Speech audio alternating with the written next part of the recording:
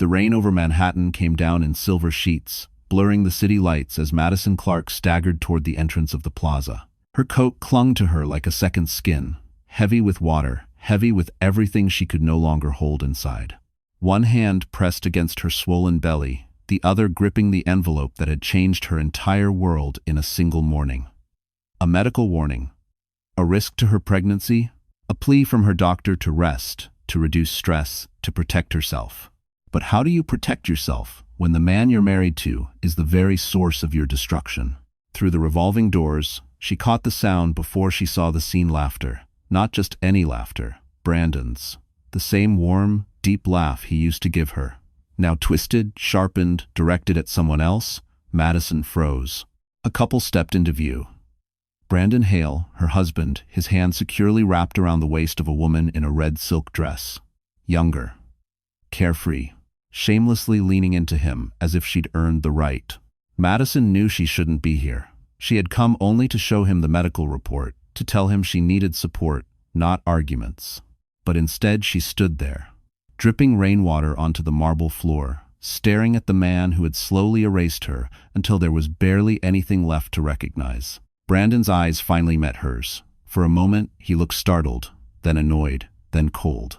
"What are you doing here, Madison?" he asked sharply, as if she were an inconvenience, not his wife carrying his child. The red-dress woman smirked, whispering something into his ear that made him chuckle again. Madison's throat tightened. Her breath shook. The envelope slipped from her fingers and landed between them on the polished floor. Brandon didn't bend to pick it up. He didn't even reach for her. Behind her, footsteps approached slowly, deliberately, as if someone had been watching her fall apart from the moment she walked in. Madison turned and found herself staring into the eyes of a man she never expected to see again. Madison couldn't remember the last time she had slept through the night. Even before discovering Brandon's affair, her life had been a constant, quiet erosion, like water slowly wearing down stone. People always said she was lucky, married to a rising real estate star, living in a Fifth Avenue penthouse, driving a spotless white Mercedes she rarely touched. But no one saw the truth beneath the polished surface.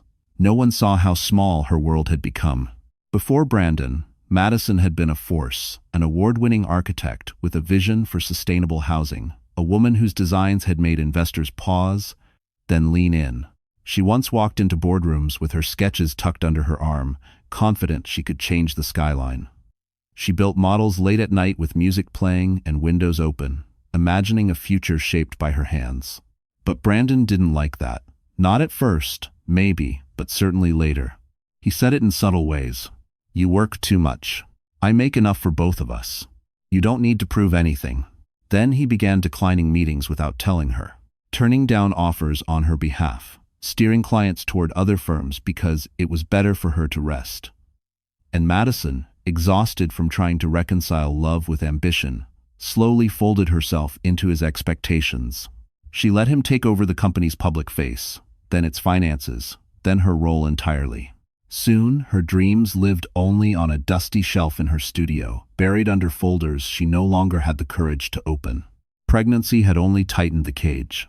Each doctor's appointment left her more aware of the life depending on her and of the man who wasn't. She had hoped Brandon would soften, return to the version of him she married. Instead, he became sharper, colder, almost irritated by her fragility. "You're too emotional," he snapped whenever she tried to talk. "Every pregnant woman feels tired. Stop dramatizing. And the worst of all, if you can't handle stress, maybe architecture wasn't for you in the first place." Those words had stuck to her ribs like glass. Tonight, standing in the doorway of the plaza, seeing him with another woman, everything finally aligned. It wasn't that she wasn't enough. It was that he never intended to let her be. The ache in her chest returned as she steadied herself, her breath uneven. She had spent years shrinking so he could shine, years giving so he could take. Behind her, the footsteps grew closer. And the man approaching her now was someone who once believed she deserved the entire skyline she dreamed of. The city glowed like a living jewel as Madison stepped backward, distancing herself from the bright lobby lights of the plaza. Manhattan always seemed to shimmer with a kind of untouchable elegance, towering buildings that sliced into the night sky, taxis gliding through puddles like gold streaks, the soft hum of wealth vibrating beneath every step. Tonight, the world felt especially sharp, every detail clearer than she wanted it to be. It was as if the city chose this moment to remind her just how small she had become inside a life that once thrilled her. She used to love this part of Manhattan.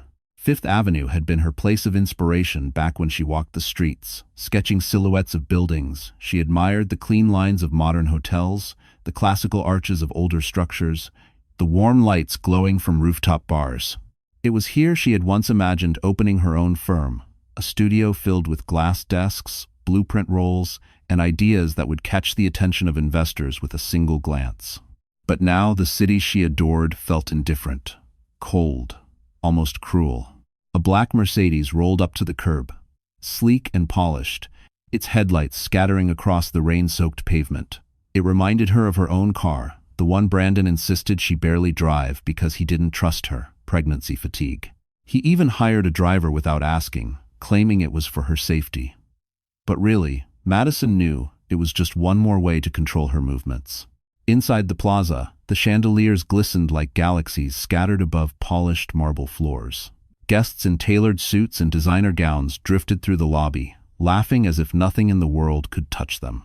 The smell of expensive perfume, warm pastries from the cafe, and fresh flowers from tall vases blended into a scent Madison had always associated with success.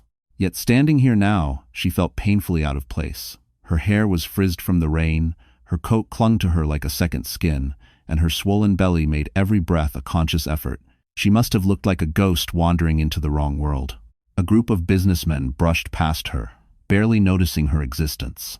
One commented on a deal closing, another discussed a private flight leaving from Teterboro. Their voices sounded distant, muffled by the ache pulsing through her chest.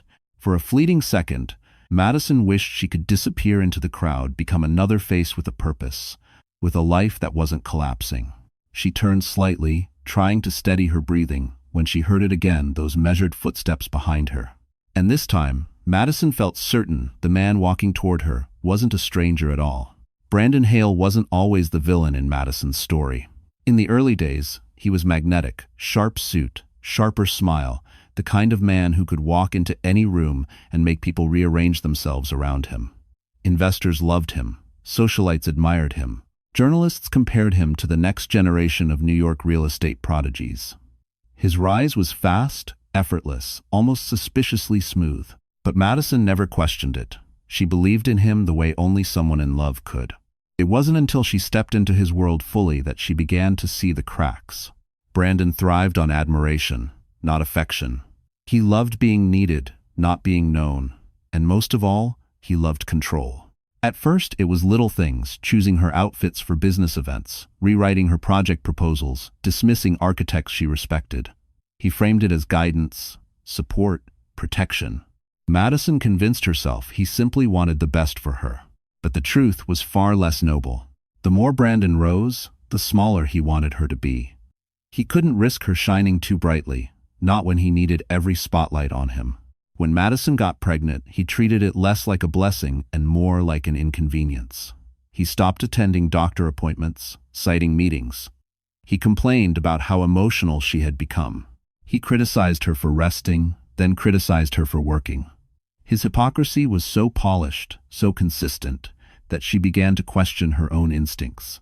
And then came the assistant, Nina Brooks, 27, ambitious, stunning in the deliberate, calculated way of someone who knew exactly what effect she had on men like Brandon. She joined his company as a marketing strategist. Within weeks, she was on every business trip, every late-night work session, every weekend, team-building retreat. Madison had once asked, gently, if their closeness was appropriate. Brandon laughed, offended. "Don't be insecure, Mads. It's unflattering." 3 months later, Madison found Nina's perfume on his shirt. When she confronted him, he didn't deny it. He simply turned it on her, her hormones, her stress, her so-called overreactions. He said she was imagining things, that pregnancy made women dramatic. He said if she focused more on her health and less on paranoia, their marriage would be fine. And Madison, tired, hurting, afraid of losing everything she had invested in this life, let the argument die. But standing here now, soaking from the rain, watching Brandon with Nina draped on his arm. Something inside her finally snapped clean and irreversible. Because Brandon wasn't even hiding anymore. He wasn't trying to pretend. He wasn't afraid of losing her. Until the moment he realized the man approaching Madison was someone he should have feared all along.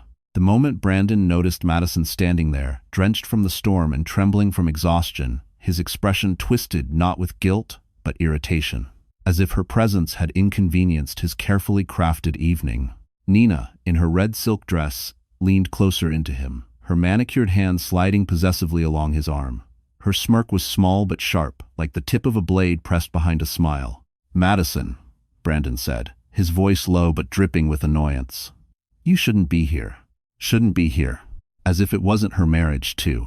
As if she hadn't spent years supporting him through every deal, every sleepless night, every success he claimed as solely his. Madison swallowed hard, fighting the urge to cry. She wasn't here to beg, she wasn't here to accuse. She had come with the medical report, hoping that somewhere beneath the arrogance and ambition, the man she once loved would care. Just enough to listen. Just enough to show a sliver of humanity. But Brandon didn't even look at the envelope on the floor. Instead, he glanced down at her belly with a detached indifference. "You stressed yourself into another episode again?" he said, loud enough for several guests to hear. "I told you to stop overreacting. It's embarrassing." A small crowd had gathered, subtle but present. Wealthy men in tailored suits, women in glittering gowns, hotel staff pretending not to stare. Madison felt their eyes on her, some sympathetic, others hungry for gossip. Her cheeks burned. Nina chuckled, tilting her head. "She probably thought you were alone, Brandon. Poor thing. T-1000. We're receiving." The humiliation hit Madison square in the chest. Her breath hitched, her vision blurred. She wanted to run, to disappear, to melt into the marble floor and escape the spectacle she had unwillingly become. "I needed to talk to you," Madison whispered, clutching her coat tighter around her. "It's important." Brandon scoffed. "Everything is important with you lately. Drama after drama. I'm in the middle of a business dinner. We'll talk tomorrow." "Tomorrow?" He said it like an order, like she was an inconvenience. A task he'd deal with once he finished having a good time. Madison bent down slowly, knees shaking, to pick up the medical report. Before she could reach it, Nina stepped forward deliberately, her stiletto heel landing right on the envelope, grinding it into the floor. "Oh," she said sweetly. "Was this important?" The laughter around them surged. Madison felt something inside her break, quiet, clean, irreversible. And in the same moment, a deep voice behind her said firmly, "Step away from her." Brandon turned, and his smugness vanished the moment he saw who was standing there. Madison felt the room tilt as Brandon's voice rose behind her, words slicing the air with the precision of a man who had perfected the art of belittling. She didn't need to turn around to know he was furious. Furious she had shown up, furious someone had seen him, furious she existed outside the narrative he tried to control. But his anger barely registered anymore. What she felt instead was exhaustion, a deep, bone-heavy weariness that no amount of rest could cure. Her body shook as she stepped away from Nina's heel. Away from the crushed envelope, away from the eyes, watching like she was a scene unfolding for their entertainment. She needed air. Madison pushed through the crowd, her hand gripping the marble column for support as she staggered toward the exit. The lobby lights blurred. Her chest tightened, squeezing around her lungs like a fist. She heard someone call her name, maybe Brandon, maybe a stranger, but the sound drifted away like it belonged to another universe. Rain slapped against the glass doors as she stumbled outside. Cold wind hit her immediately, stealing her breath. She pressed a hand to her belly, whispering, "It's okay. I'm okay. We're okay." Though none of it felt true. Her vision tunneled. The city lights smeared like wet paint. She leaned against a stone pillar, trying to gather herself, but her body had reached its limit. Stress, humiliation, pregnancy, everything collided at once.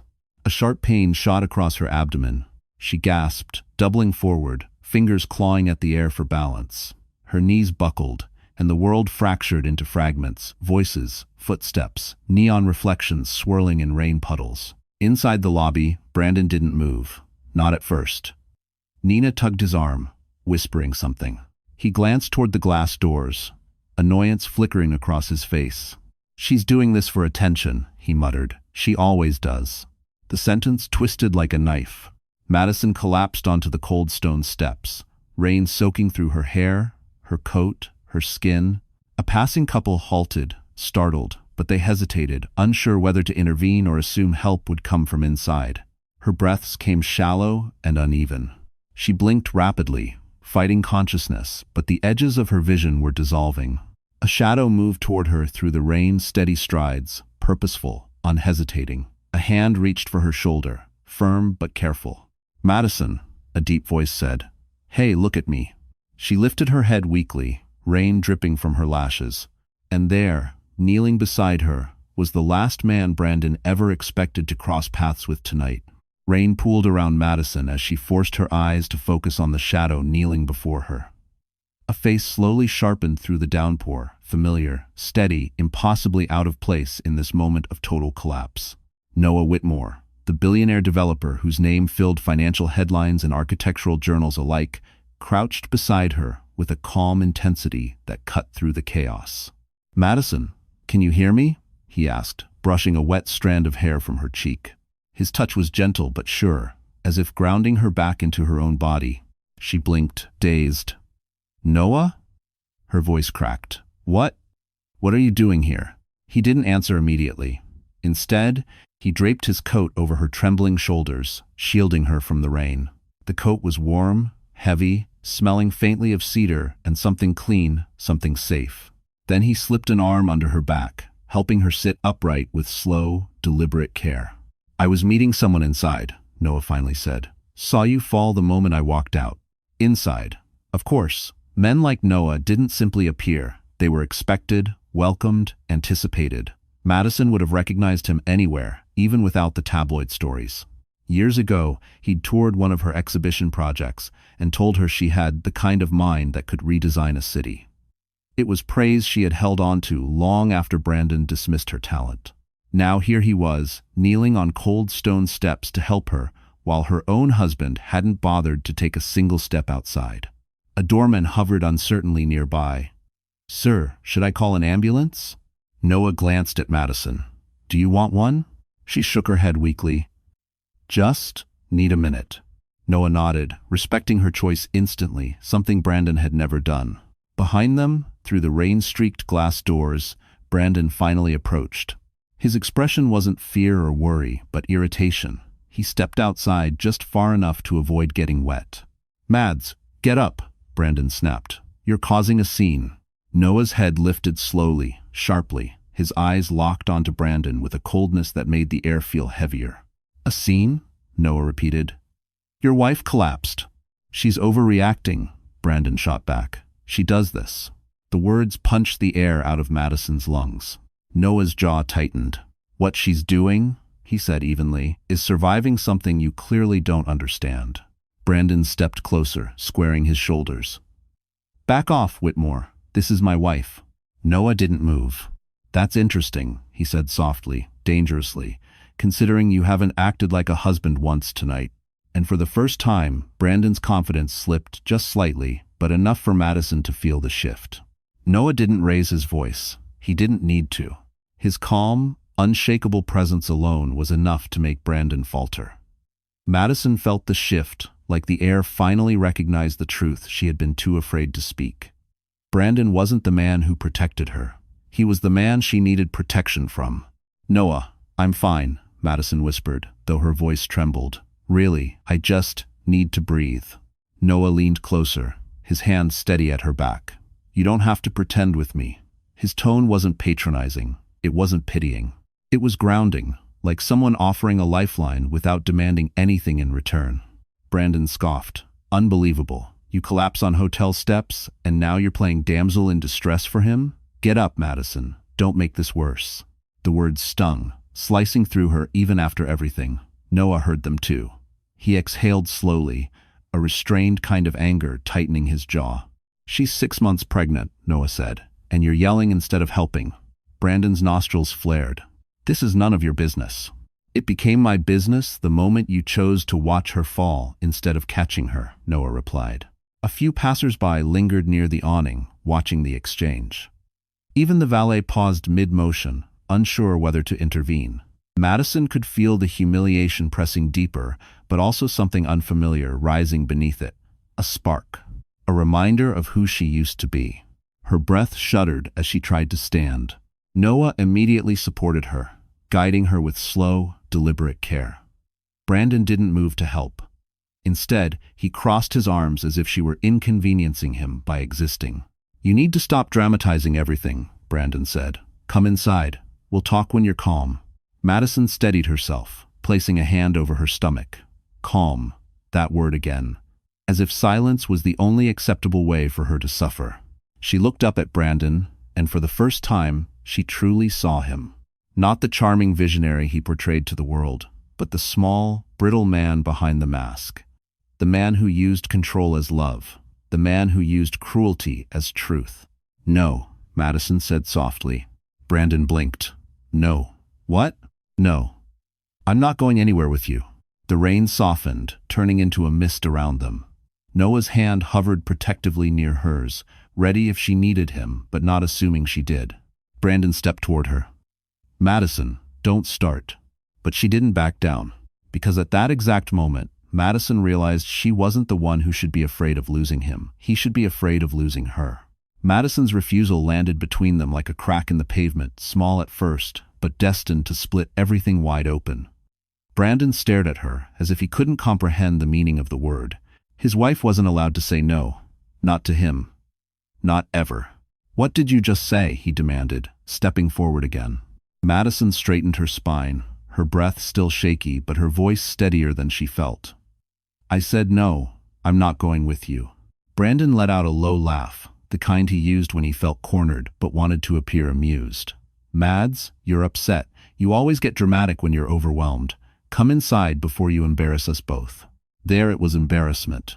His true priority. Noah subtly shifted, positioning himself just enough to stand between them without making a scene. "She's not dramatic," he said calmly. "She's exhausted, and she needs space."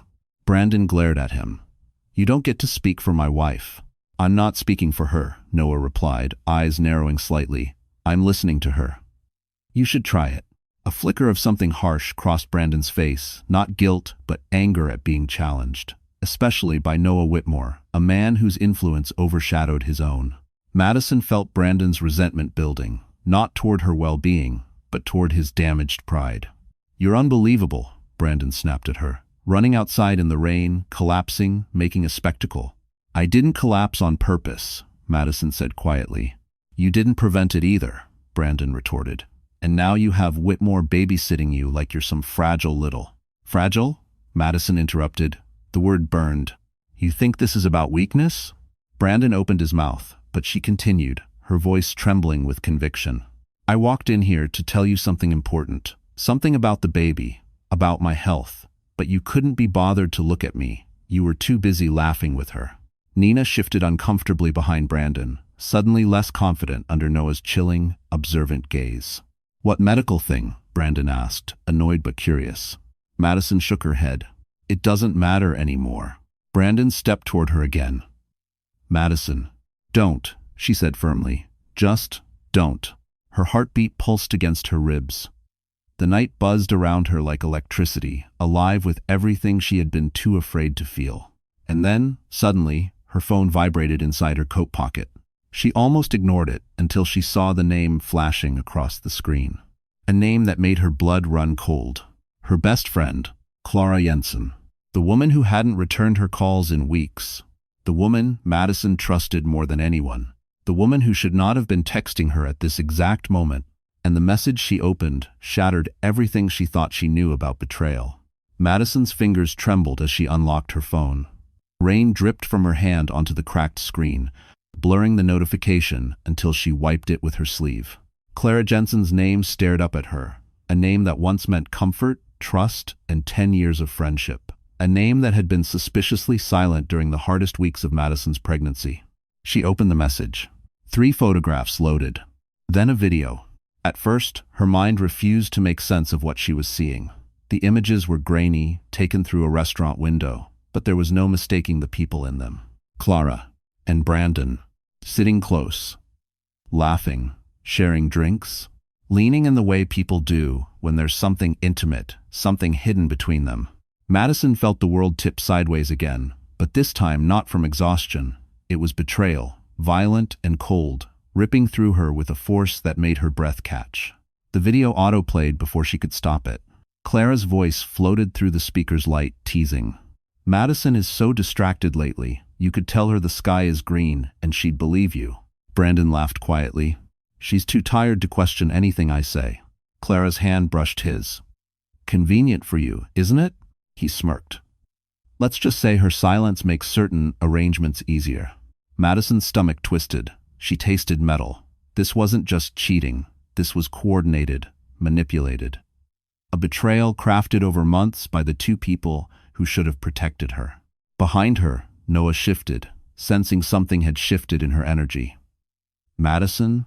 What is it? She couldn't speak, couldn't breathe. All she could do was stare at the screen, at Clara's smile, the smile she once trusted more than her own instincts. Brandon noticed her expression. What now? He snapped. Another one of your emotional episodes? She lifted her gaze slowly, meeting his eyes with a hollow calm. Clara texted me. For the first time tonight, Brandon's composure faltered. Just a flicker. But it was enough. Nina glanced at him sharply. Clara? Why would she? But Madison wasn't listening anymore. The pieces clicked together in her mind. Missed calls, canceled plans, Clara's sudden distance, Brandon's growing contempt. It all pointed to one truth. She had been surrounded by enemies disguised as loved ones. Noah stepped closer, protective instinct rising. Madison, show me. She handed him the phone. His jaw tightened with every passing second of the video. Then he looked up, not at her, but directly at Brandon. And the quiet, lethal promise in Noah Whitmore's eyes told Madison this night was far from over. Brandon's face drained of color as Noah lowered the phone, its screen still glowing with the evidence of betrayal. The rain settled into a soft drizzle, but the tension between the three men felt sharp enough to cut through steel. Madison stood silent, her breath shallow, her heart bruised, but finally awake. Noah spoke first. You let her collapse in the street, he said calmly, though his eyes held a storm, while you were busy sneaking around with her best friend. That's not what it looks like, Brandon said quickly. Too quickly. His voice cracked on the last word. Clara and I, Madison, you're misunderstanding. Misunderstanding? Madison repeated, her voice surprisingly steady. Brandon, the two of you met behind my back for months, and you lied. Both of you. Tu sizo, aphasie. Brandon scrubbed both hands over his face, the polished facade slipping faster than he could hold it together. It wasn't like that. She just listened. You've been difficult lately, emotional, impossible to talk to. So you talked to Clara instead of your pregnant wife? Noah snapped. Brandon ignored him, focusing solely on Madison. You pushed me away. You shut me out. You made everything stressful. And Clara, she just understood. There it was, the confession he didn't mean to give. Madison felt something inside her harden, a boundary she never realized she had the right to set. You don't get to blame me for your cheating, she said softly. Not anymore. Nina shifted uncomfortably beside Brandon, her confidence thinning. Brandon, she whispered, you told me Madison was paranoid. You never said anything about Clara. He shot her a warning look. Not now. Noah exhaled sharply, stepping closer to Madison as if ready to shield her from whatever came next. Enough, he said. She's done listening to you. Brandon turned on him, rage flaring. And who are you to interfere? You don't know anything about our marriage. I know enough, Noah replied. I know she deserves better than being manipulated by the two people she trusted most. A few hotel guests lingered near the doorway, pretending not to watch but very obviously listening. Brandon noticed, and panic flared in his eyes. His reputation mattered more to him than any relationship he claimed to protect. He grabbed Madison's arm, not hard, but firmly enough to make Noah step forward instantly. We're leaving, Brandon said. You're coming home. Now. Madison didn't flinch. Didn't waver. Instead, she pulled her arm back with a quiet strength Brandon didn't recognize. No, she said again. Something inside Brandon snapped. You think Whitmore can save you?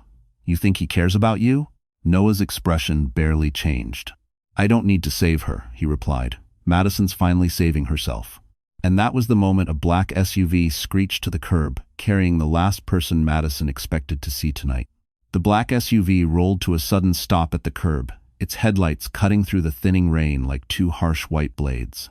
The door swung open before the engine even settled, and a woman in a tailored navy coat stepped out, heels clicking sharply against the pavement.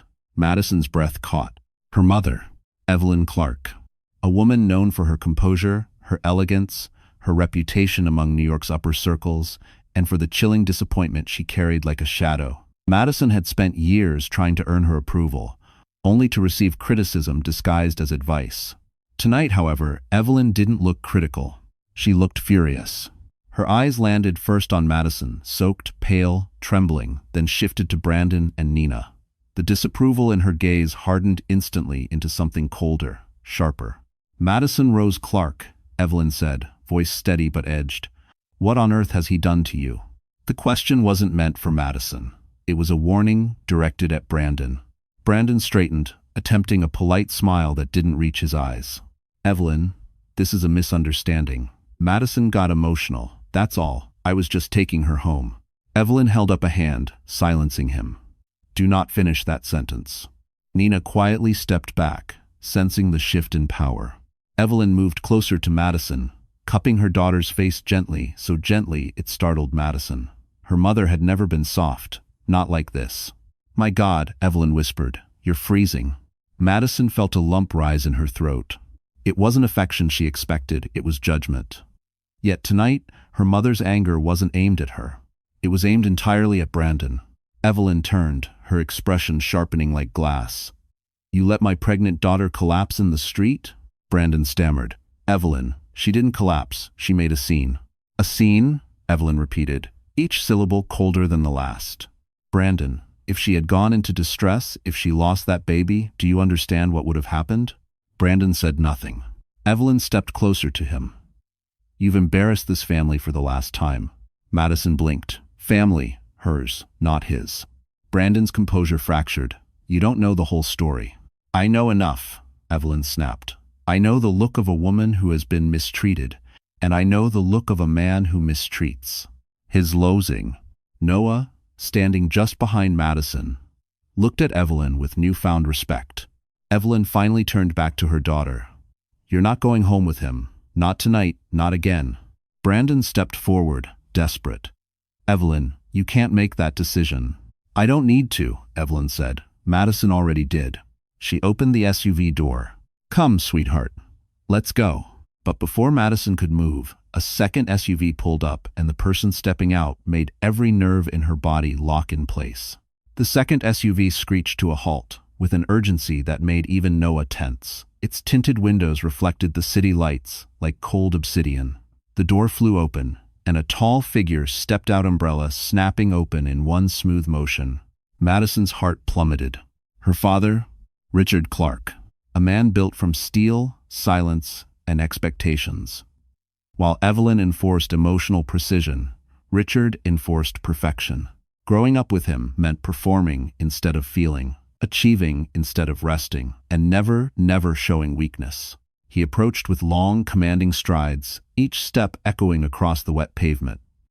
Evelyn straightened instinctively, and even Brandon shifted uncomfortably. Richard reached Madison first. His eyes, usually unreadable, widened with a flash of something she couldn't place. Fear, relief, anger, whatever it was, it faded quickly behind his usual solid composure. "You're shaking," he said quietly. Madison blinked. "Dad, what are you doing here?" "Your mother called me."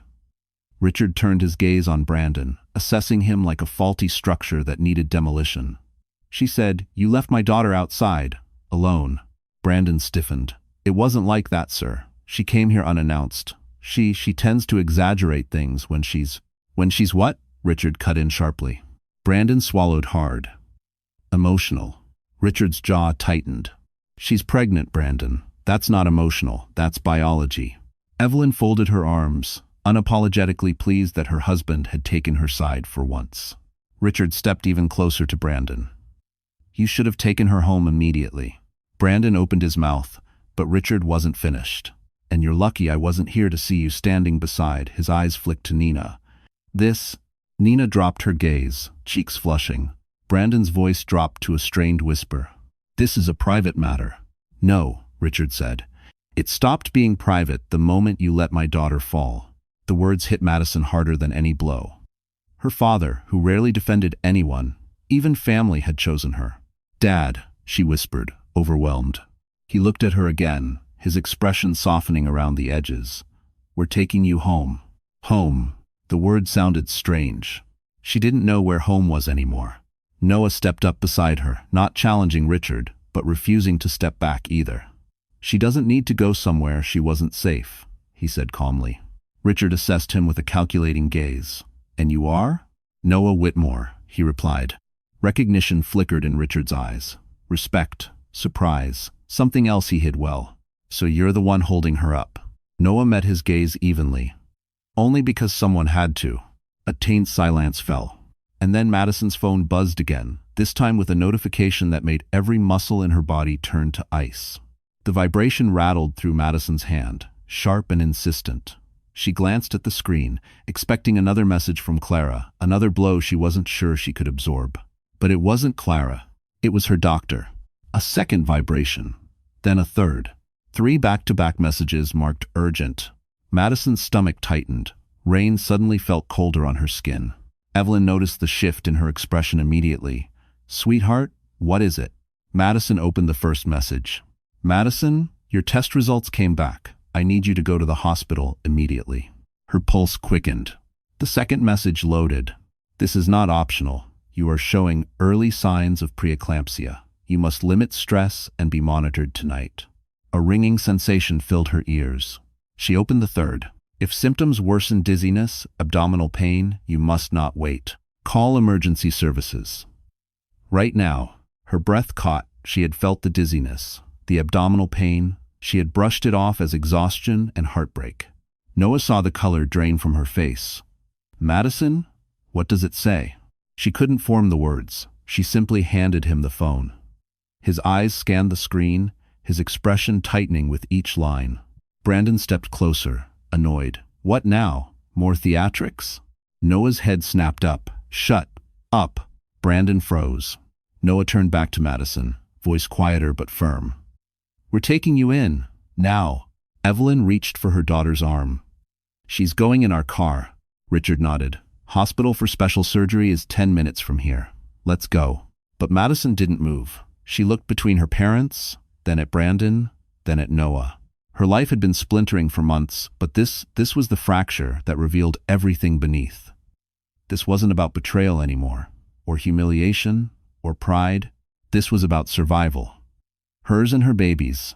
Brandon forced a smile that didn't hide the panic creeping into his features. "See, this is exactly why you shouldn't get worked up. You're making yourself sick." Madison stared at him. He still didn't understand. He still thought this was drama, an inconvenience he would smooth over later with charm and excuses. Noah stepped closer. "Madison, who do you want to go with?" The question pierced the air. Her parents waited. Noah waited. Even Brandon waited, though for all the wrong reasons. Madison drew a slow breath, the weight of every choice pressing against her ribs. And then she finally spoke the words that would change the entire direction of the night. "I'm not going with any of you. I'm not going with any of you." The words slipped from Madison's lips with a calm she didn't feel, but desperately needed. The entire group, her parents, Noah, Brandon, even Nina, froze as if Manhattan itself had stopped breathing. Evelyn blinked. "Madison, darling, you don't mean—" "I do," she whispered. "For once, I need space to think, to breathe, to decide without being pulled in every direction." Richard frowned, his protective instincts rising. "You need medical monitoring. This is not the time for independence." Brandon scoffed. "She can't go alone. She needs supervision." Noah stepped forward, his voice steady. "She's not saying she wants to be alone. She's saying she wants to choose." As well. Madison met his eyes gratefully because he understood the one thing no one else had realized. The choice mattered more than the destination. For months, decisions had been made around her, over her, against her. Tonight, she needed one decision that belonged entirely to her. She took a slow breath. "I'm calling my own ride." Brandon grabbed a fistful of air, desperate to pull control back. "Absolutely not. I'm your husband." "No." Madison said, her voice sharper now. "You're not my husband tonight, not anymore." Noah's expression softened, but he didn't move toward her. He respected the distance she needed. Her parents exchanged a look of fear mixed with guilt, realizing too late that their daughter had been carrying the burden alone for far too long. A lone taxi rolled by, splashing water onto the curb. Madison stepped toward the street, her coat still damp, her hands trembling but determined. "Madison," Brandon called after her, "you're being irrational. It's Mashins on the forest." She turned around slowly. "That's the last time you get to call me that." He faltered, stunned by the strength in her voice. She lifted her phone again, not to call her parents, not to call Brandon, not even to call Noah. Instead, she dialed the number saved under a label she hadn't touched in years. Independent Transport Service, a private medical car program she once signed up for during her architectural fieldwork days. Her voice barely wavered. "Yes, I need transport to the hospital. As soon as possible." She hung up and finally allowed herself a moment to steady her breathing. Evelyn touched her arm gently. "We'll follow behind you." Madison shook her head. "Not tonight, please." For the first time, her mother stepped back. A soft hum approached a black medical sedan pulling up to the curb. Madison reached for the door handle, but before she could get inside, a breathless hotel staff member rushed out, shouting her name with urgency that froze her in place. "Miss Clark, Miss Clark." The hotel staff member sprinted across the slick pavement, nearly slipping as he reached her. Madison froze with her hands still on the car door. Everyone turned. Noah, her parents, even Brandon, drawn by the urgency in the man's voice. He bent over, breathless. "You dropped this inside the lobby. I think it's important." In his trembling hands was a thick, white envelope, the kind used for legal documents. Madison frowned. She hadn't brought anything except the medical report, and that was still crushed under Nina's heel. "I didn't drop this," Madison said quietly. The staff member shook his head. "It has your name on it. A courier delivered it 20 minutes ago. We tried to find you, but you were already outside." A chill ran through her. She took the envelope carefully. Her fingers brushed over the front, her full name typed in bold, clean print. Madison Rose Clark Hale. Her heart thudded once, hard. She recognized the handwriting on the back flap. Her attorney, a woman she hadn't spoken to in months. A woman who only contacted clients in extreme circumstances. Richard stepped closer. "Madison, what is that?" She didn't answer. With trembling fingers, she tore the flap open. Inside were several documents clipped together. The first page stole her breath. Amendment to Ownership Contract. Clark Design and Planning, LLC. Her company, the one Brandon had taken over. The one she built from the ground up. The one she thought she had lost forever. She pulled out the next page. Transfer of rights, enforced clauses, activated upon breach of agreement. Her pulse quickened. She vaguely remembered signing something like this years ago, back when she trusted Brandon implicitly and believed legal protections were merely a formality. She kept reading. Her knees nearly buckled. If Brandon committed fraud, infidelity, or mismanagement, if he compromised her professional autonomy, if he diverted company funds, if he breached marital loyalty, all ownership reverted to her. Evelyn's hand flew to her mouth. "Oh my God." Noah read the top page over Madison's shoulder. His eyes darkened with understanding. "Your attorney must have been tracking something. Someone sent her proof." Brandon lurched forward, grabbing the papers. "This is invalid. This can't be real. I never signed." He stopped. Because at the bottom of the document was his signature. Undeniable. Clear as daylight. Dated, witnessed. Nina gasped. "Brandon, you told me you never signed anything like that." He spun on her, face twisted. "Shut up." Madison lifted her head slowly, strength rising like a tide. These documents weren't just papers. They were freedom. And then the staff member spoke again, revealing one more detail that made Brandon visibly recoil. The staff member cleared his throat, shifting nervously as Brandon's fury simmered inches away from him. "There's something else," he said, glancing between Madison and the documents shaking in Brandon's grip. "The courier told me to make sure you saw the last page. He said it was important who signed it." Brandon stiffened. "Don't you dare." But Madison already snatched the papers back. Flipping to the final sheet, her breath hitched. There, beneath Brandon's signature, was the witness line. Signed by Clara Jensen, her best friend, the woman who betrayed her, the woman who had been meeting Brandon in secret. Evelyn's gasp seemed to echo across the wet pavement. Richard's face hardened into stone. Noah exhaled slowly, the pieces finally locking into place. Madison's hands trembled, but not from weakness. From clarity. Clara witnessed this, she said quietly. She knew about this agreement from the beginning. Is 40/50, 2020. Brandon lunged for the papers again. It doesn't matter. She didn't know what she was signing, and even if she did, this thing isn't enforceable. I'll have my lawyers. You can try, Noah said, stepping forward, but a witness signature in a legally notarized contract isn't something you can wish away. Brandon's eyes darted around, calculating, desperate. She tricked me. She must have set this up. She had some agenda. Madison cut him off. The only person who tricked anyone is you. Brandon opened his mouth, but she kept going, the words flowing with a steadiness she hadn't felt in months. You tried to erase me, my work, my company, my future, and Clara helped you, but you forgot one thing: every lie leaves a trail. The staff member swallowed hard. There's more. The courier said the attorney received anonymous evidence of financial irregularities in your company's accounts. Large transfers, all in your name, sir. N7. Extended. Brandon's face blanched. Nina stepped away slowly, her expression shifting from confusion to fear. Brandon, what did you do? His jaw clenched, panic rising. This is ridiculous. Someone is framing me. Probably Clara. She's jealous, unstable. But even he didn't sound convinced. Noah looked at Madison with something warm, steady, and strong. This isn't just a contract issue anymore. This is criminal. Richard nodded grimly. And if your attorney has proof, the authorities won't hesitate. Brandon backed up a step. Then another. His confidence was leaking out like air from a punctured tire. Madison didn't move. She didn't look away. She had never felt more awake, more in control, more herself.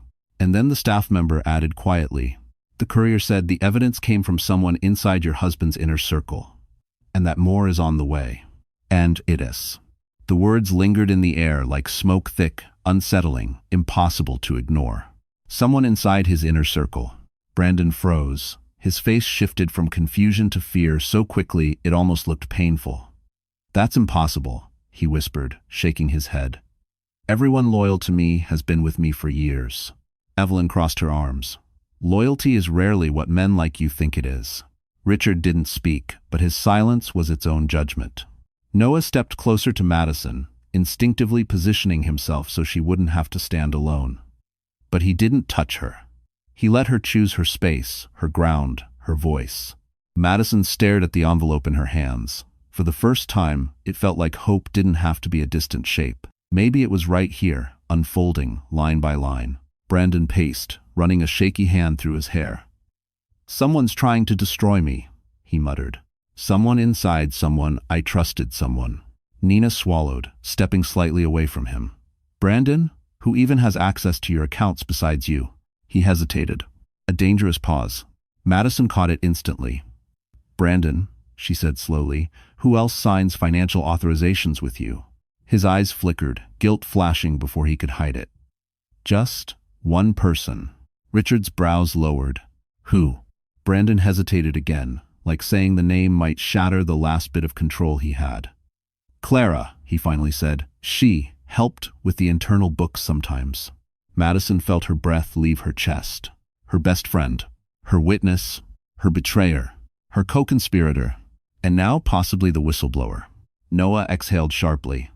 That means Clara has everything, the transfers, the diverted funds, the fake invoices. She's the one who sent it to the attorney. Brandon's voice cracked. Why would she turn on me? We were a mistake, Evelyn said sharply. One that seems to be unraveling right in front of you. Madison closed her eyes briefly, the truth crashing over her. Clara hadn't just betrayed her, she had betrayed Brandon too. Whatever twisted alliance they had built had rotted from the inside, and now Clara was trying to save herself the only way she knew how. By burning the entire structure down? Brandon stumbled back a step, shock overpowering arrogance. She set me up, he whispered. She set me up from the beginning. Madison looked at him evenly. You set yourself up. Clara just stopped protecting you." Before Brandon could respond, the hotel staff member lifted a trembling hand. "There's one last thing." The courier said Clara sent a message with the documents. Madison's breath hitched. "A message?" "Yes." The staff member swallowed. "And she said it was meant for you. He's everybody." He handed Madison a folded note. Inside, written in Clara's unmistakable handwriting, was a sentence that made Madison's knees nearly buckle. Madison unfolded the note with trembling fingers. Rain misted the paper, blurring the ink slightly, but the words remained clear, terrifyingly clear. "I'm sorry. I thought he loved me, but he only used us both. The files are just the beginning. Protect yourself. He's worse than you know." Madison's breath faltered. Her pulse hammered against her ribs. Clara's apology wasn't tender or remorseful. It read like a warning, a desperate attempt to distance herself from the explosion she had helped ignite. Noah looked over her shoulder. "Let me see." She handed it to him without speaking. Her parents leaned closer, concern etched deeply across their faces. Richard frowned. "This sounds like she's trying to escape liability." Evelyn shook her head. "No. This sounds like fear. If you can't to space." Brandon snatched the note from Noah's hand, eyes scanning each line with increasing panic. No, she wouldn't. Clara wouldn't send this. She wouldn't betray me." "Just like she wouldn't betray me?" Madison asked quietly. Brandon froze. He had no answer. Nina spoke timidly, voice barely audible. "Brandon, what did you do? What were you and Clara actually involved in?" Brandon's jaw clenched. "Nothing illegal. It was too fast, too practiced." Noah stepped closer, his expression sharpening. "That's a lie." Brandon glared. "Stay out of this." But Noah didn't. Clara wouldn't risk exposing him unless she thought she was going down too. Someone must have threatened her with evidence, or she realized Brandon planned to pin everything on her. Madison's stomach twisted. "Would you?" she asked Brandon softly. "Blame everything on her to save yourself?" He didn't answer. Silence was its own confession. The hotel staff member hesitated. "There's one more thing," the courier said. "He said Clara asked him to tell you something directly." Madison swallowed. "What?" He looked at her sympathetically. "She said, tell her the baby wasn't supposed to get caught in this." The world went still. Evelyn gasped sharply. Richard's hand balled into a fist. Noah's eyes darkened with fury. Brandon stepped back as if struck. I don't know what she means by that. She's lying. She's trying to ruin me." But Madison felt the truth settle like ice at the base of her spine. Clara knew something. Something dangerous. Something tied to Brandon's finances. And possibly to her pregnancy. Noah placed a steady hand near her back, not touching, but offering silent strength. "Madison," he said quietly, "we need to get you somewhere safe."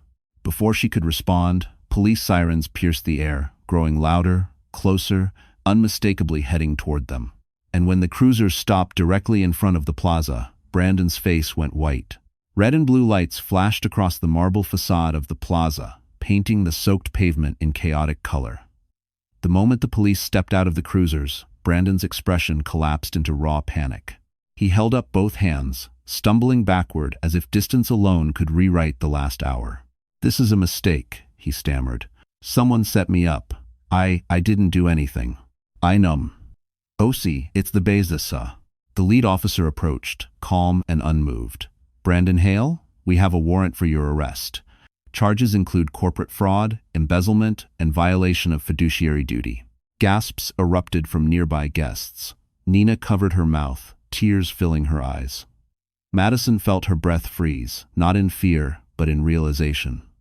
Clara's final message wasn't a threat. It was a warning, because law enforcement already had the evidence. Brandon's voice cracked. "Madison, tell them. Tell them I would never risk our company, your company." She stepped forward, holding the contract amendment in her hand. Rain dotted the pages like punctuation marks to the truth. "It's not our company," Madison said softly. "It's mine." The officers took Brandon by the arms. He didn't fight. He simply stared at her, betrayed not by her actions, but by the fact that his control had finally slipped away. That she had finally slipped away. "Please," he whispered. "Don't let them." But Madison turned her face away. For the first time, she didn't feel guilt. She felt free. As he was led into the cruiser, reporters surged toward the entrance, cameras flashing wildly. Questions flew through the air about fraud, about Clara, about Madison's reclaimed company. She stood tall, rain glistening in her hair like a crown she had finally earned. Richard placed a steady hand on her shoulder. Evelyn wiped a tear she tried to hide. Noah stepped closer, voice low and warm. "You did this," he said. "Not me, not your parents. You saved yourself." Madison exhaled, her chest trembling not from fear, but from release. The medical transport car was still waiting. She moved toward it slowly, deliberately. Noah opened the door for her, but didn't guide her inside. He simply offered his hand. She took it, not out of dependence, not out of fear, but because she chose to. As she settled in, Noah leaned down, his voice just loud enough for her to hear. "When this is over," he said, "if you want a partner who builds with you, not over you, I'm here." Madison felt her heart steady, her company restored, her freedom reclaimed, her future shifting into something bright. The car pulled away from the plaza, and for the first time in years, Madison Clark moved forward without looking back.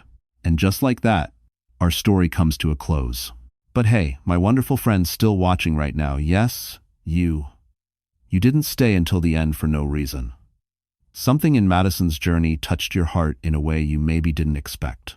And that means this moment, right here, is meant for you.